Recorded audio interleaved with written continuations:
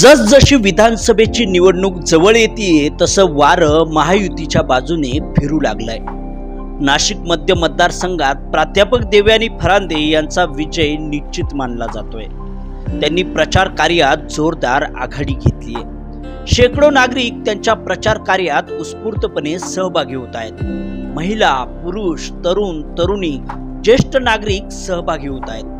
प्राध्यापक देवयानी फरांदे यांची प्रचार रॅलीतील नागरिकांची गर्दी बघता विरोधकांची झोप उडाली आहे।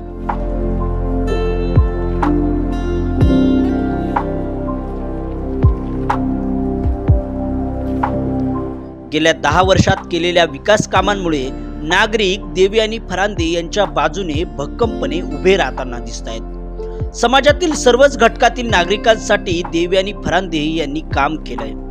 गेल्या 10 वर्षात मतदारसंघाचा कायापालट फरांदेंनी केलाय। त्यामुळे साहजिकच मतदारसंघातील प्रत्येकाच्या मनात देवयानी फरांदे यांच्या बाबत आपुलकी निर्माण झाली आहे। विशेष म्हणजे गेल्या 10 वर्षातील त्यांच्या कार्यकाळात त्यांनी कोणत्याही प्रकारचा बडेजाव न करता नागरिकांमध्ये मिसळून काम केलंय।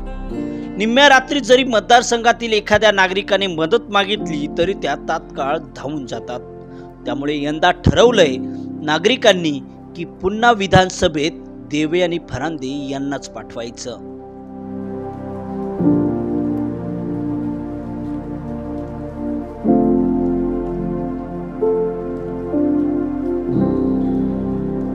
Bureau report, Nashik.